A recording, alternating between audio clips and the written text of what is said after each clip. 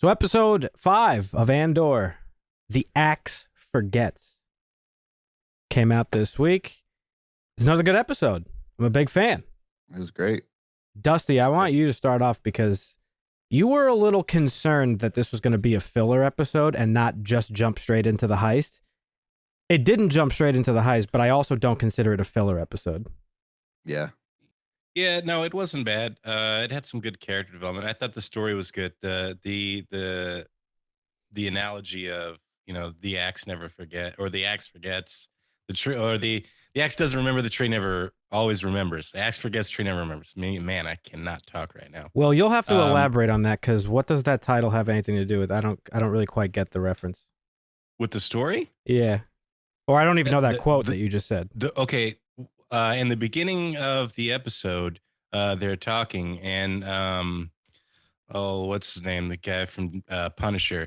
He's talking to Cassian, and he says, "The axe forgets, the tree never remembers." And he tells that story because later we find out that his brother is a tree farmer. Oh, but basically, okay. it's an element to the story of the Empire where, like, if the Empire comes and they murder thousands of people along their way to rule, just another day. All those people, they're not going to remember all those faces, but the trees they chop down, those trees will always remember what was done to them, and so that reappears several times in this episode. But it was a great episode, I thought. Damn, yeah, Dusty's he's a philosopher out here. And what Cassian said at the end of that conversation was even better than that. He's like, "I'm here to win and walk away." It's like, that's a mic drop moment right there. It's like, oh shit, this guy's doing it. So yeah. The character you were referring to, by the way, was Arvel. Skeen. Yeah, Arvel. Skeen. Yes, thank you. Yeah, they call him Skeen.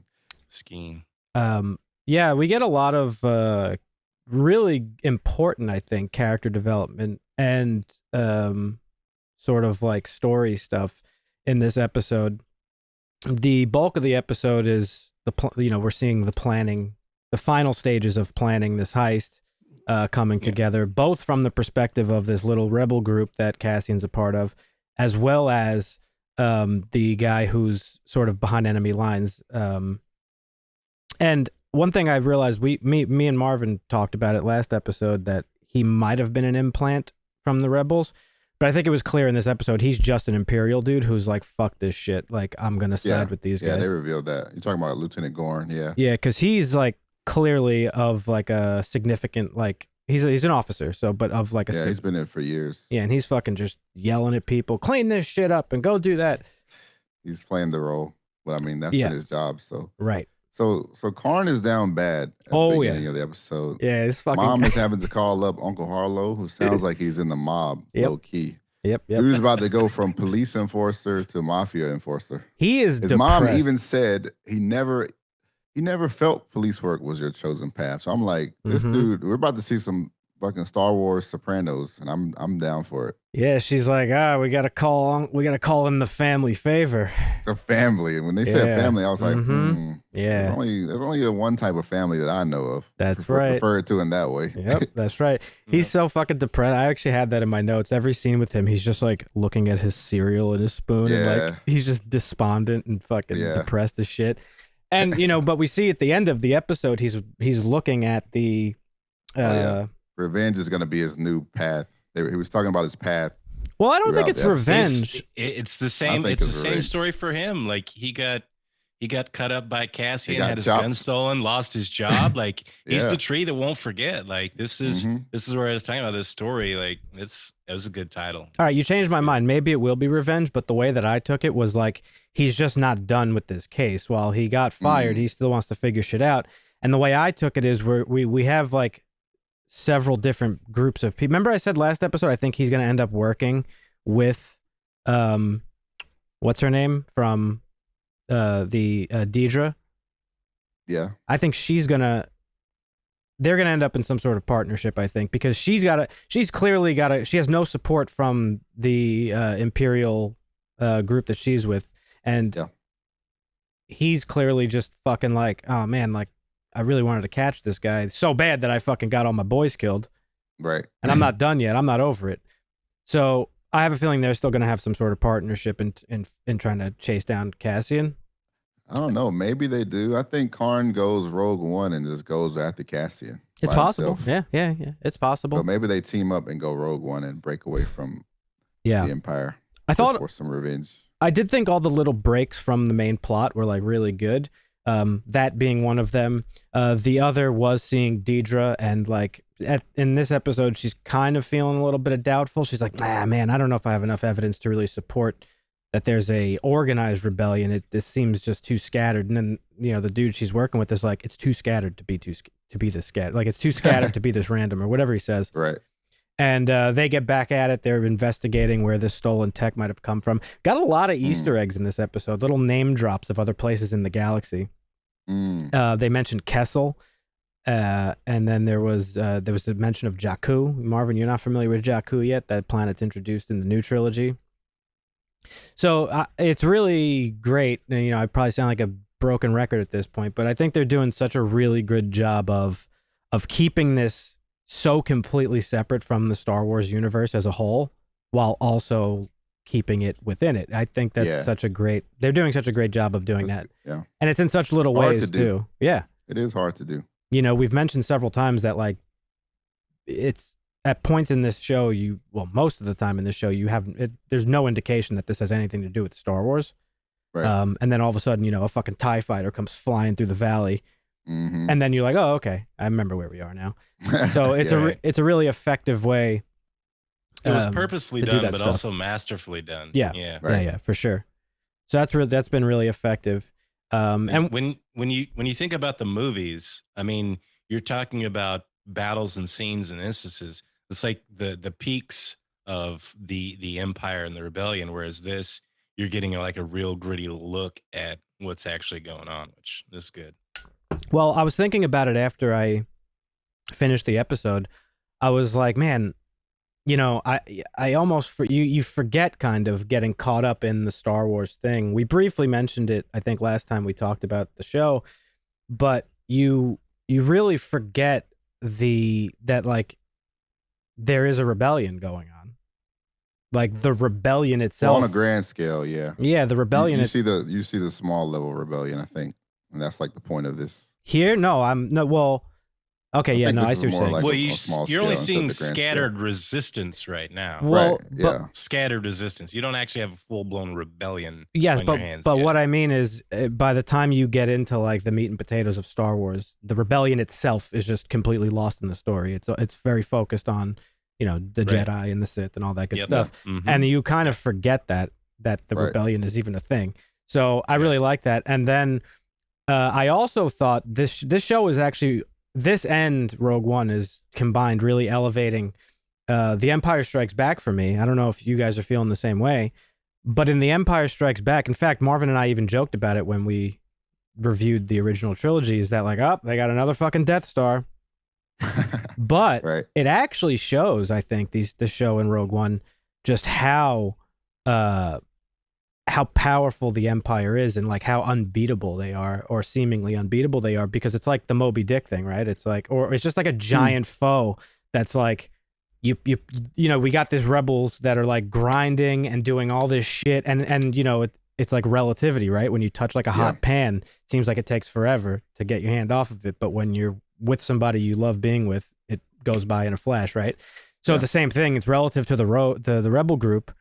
They're fucking plotting and scheming, and it's taken however long, and they're fucking scrounging together resources and money, and then they finally, ultimately steal the plans to the Death Star, take the shit down, and it's like, oh, but now there's a fucking another one. It just goes to show like how powerful of a force the Empire truly is. Yeah, that's a good point. We get some backstory about Cassian and Skeen. They were both in some type of youth center. Yeah, that's what it seemed like. Maybe? It seemed like an Imperial-based, orphan.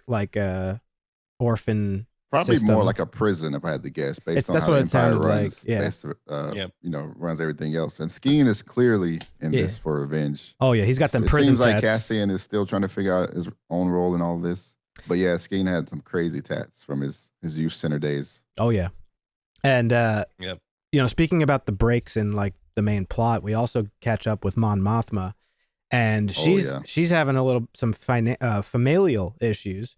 There's some tension between her and her husband, her and her daughter. And her daughter basically comes right out and accuses her of just being an uninvolved parent. Right. And imagine being the leader of a massive rebellion and your daughter is acting this way. That's just way too much stress. Well, I can't imagine trying to be a functioning parent while overseeing something of this magnitude. Yeah, but and having to deal with all the trivial bullshit of like just having a normal family. Yeah, but keep in mind they don't know that she's doing that on the side. I know. But that's why. So I was gonna say this episode really framed how each individual person we've met so far, or not all of them, of course, but some of the key ones, and how it affects them, how this rebellion is affecting them personally, in different ways. So, with Mon Mothma, she's clearly super involved in planning this rebellion, that she's starting to lose focus on the other stuff that's important in her life, like her daughter. I mean, her husband's a piece of shit, so I can't imagine he's that important to her. And she's taking shots at him in this episode too. She's like, "Oh, I didn't think you'd be interested in my my foundation." He's like, "Why is that?" And the foundation is like clearly the cover up. To funnel absolutely. The funds, right? Yes, so 100%. And she goes, "That's not good that he's getting interested in that. If he's going to figure something out." I didn't think you'd be interested because it's charitable. It's like, you're just you're a scumbag. But so it's starting to affect her areas of life. We catch back up with Stellan Skarsgård's character, and he Luthen, and he's like just freaking out, having like an anxiety attack. Yeah. So it's cool to see how this is affecting like all these individual people who are kicking this shit off. Right. But my favorite part of this episode, and I think like Dusty mentioned with the axe forgets. And now thank you for explaining it, because now the whole episode is much more impactful to me, including one of my pieces of one of my notes here. There's a conversation about freedom in this episode between Cassian and our boy Nemik. Yeah. And Nemik's the one very John Locke of him. Yeah, he's the one that's like full on like, communist manifesto guy. Like, he brings out an ancient GPS. Communist. He had a really good point about becoming reliant on technology and forgetting the old ways. Relying on the empire. Things. Yes, he's all about individual freedom. Yeah, I was going to get to that. I think it was an especially important moment because he mentioned them being reliant specifically on Imperial tech. And well, that's obviously terrible, right? Oh yeah. I mean, how can you beat someone when you're relying on something they're providing you? Mm-hmm. Yeah. Maybe I'm getting too deep. About to be, some Alex Jones shit going on here. No, I don't think so. I know what Dusty's going for. Dusty's trying to spin a particular web that I don't agree with, but this guy clearly understands like the oppression that they face under the Empire. And he even make a joke about it. Yeah, he has a really, really great quote here. And he says, "The pace of oppression outstrips our ability to understand it. And that is the real trick of the Imperial thought machine."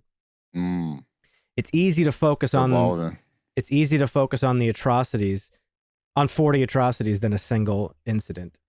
And throughout history, these are things that you see play out, and it's the functions and mechanisms by which oppressors divide and distract to conquer those that they are oppressing. And I really enjoyed that scene. And to go back to what you said, Marvin, where Cassian's sort of kind of starting to find his place in this whole thing. Mm-hmm.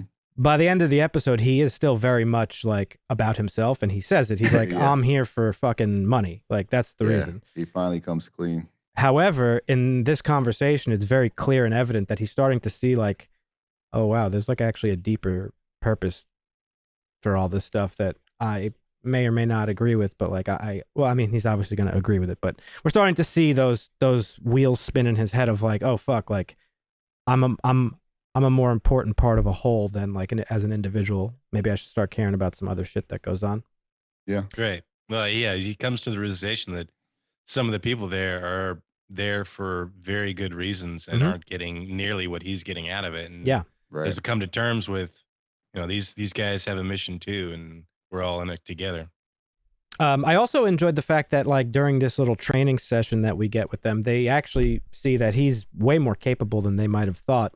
Oh yeah, where he's he way too observant. yeah, He's just a knower, dude. he points out like, oh, he's left-handed, he should stand on the other side. You want your gun on your outside. And then she's like, what about him? Oh, he's a righty. What about him? He's a righty. What about him? He's comfortable lefty, but he shoots right. So like, you know, he's Yeah. we're seeing also like what the Andor that we meet in Rogue One, where he is a very capable agent, whether he's an assassin or a spy or whatever. Like he has these skills, which is why Luthen wanted him in the first place, right? Right. Yeah. Well, Luthen really wanted him as just like a throwaway, fucking if he dies type of dude. But he needed to accomplish his main objective, or he was going to jail or dying. Right. So right. I'm convinced the group would be done without Cassian. They didn't even know some simple shit about reading the weight on the the thing that they're flying out. Well, you know, another great sort of indication that like the ones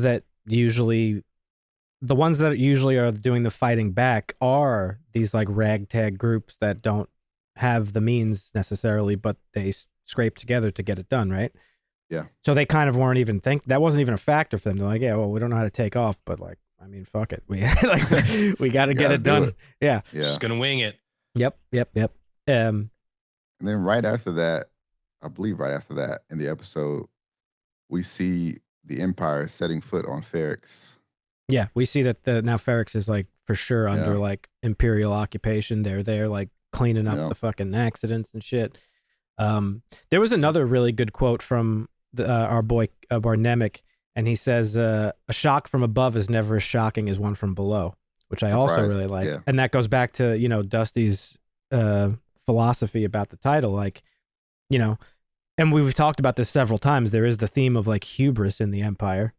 Yeah. And it's like you just don't expect that, like, oh yeah, like they're never gonna fucking what are they gonna do with the Empire? Mm-hmm. It's like, you know, an abusive dog owner, like they're never gonna bite back. Fuck them, and then the dog fucking rips your throat out. Right. So my favorite quote was probably everyone has their own rebellion. I think this has been the key to the rebellion, and we've spoken about similar things before. Yeah. Empire fucks over one guy here, one group there, and next thing you know, they're getting robbed for fucking payroll, right? Because yeah, and also everybody has their own rebellion. Is like each person involved like has their own very specific reasons for it. You know, we see Nemec is involved because he truly believes in like in freedom and that there is an oppression taking place. Skeen, his brother died, but he also hated the Empire previously because of whatever, you know, system he grew up in.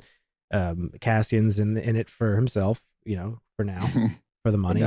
So yeah, I think that's really great. And then, you know, by the end of the episode, I also thought it was really impactful that Cassian called them all out. You know, there's a moment where Skeen sort of puts his knife up to Cassian's throat and takes the kyber crystal and says, you know, I was right all along. You're hiding something. What is a fucking dude like you doing with a fucking 30,000 unit kyber crystal or whatever? And after he says, who brings a treasure to a robbery? Yeah, right. And, you know, after all was said and done, Cassian finally comes clean and he's like, yeah, I was paid to be here. That's why I'm here. So either you don't like it, I could leave right now and you guys could be on your own. Right. But he calls them out and says, listen, you're all fucking scared. I'm scared too, but don't use me as an excuse to back out of this at the last minute, which I thought was actually, I thought it was bigger than maybe meets the eye because, you know, obviously this is a scary situation. They might all die. Yeah. And. Well, we know at least one of them doesn't die. Yeah, but it also shows, but it also, it revealed this level of camaraderie that is essential to an organized thing like this, right? Like maybe you're not in it for the same reasons, or you have disagreements at times, like we saw throughout the episode. There's, you know, you have little arguments and scuffles and beefs, but at the end of the day, you all got each other's backs.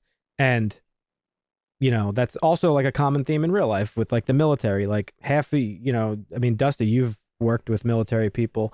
I have some military friends, and like the common thread is like generally whether they agree or disagree with why they're at a particular engagement, it all boils down to like the man next to you, right? Yep, absolutely. So I thought that was really great, but yeah, it was a great scene. He could have, because I'd have to go back and re-listen, but when Luthen gave him the kyber crystal, he gave him a story about it, about how it was tied to a battle, right? Mm-hmm. and then I think it that's adds right. Yeah. like he Cassian could have just regurgitated that story and said, Yeah. this just has meaning. Yeah, it has monetary value, but this has like actual meaning. He Right. could have explained it away, but instead he chose to come clean and give everybody a little bit of truth. Yep. Right. Definitely.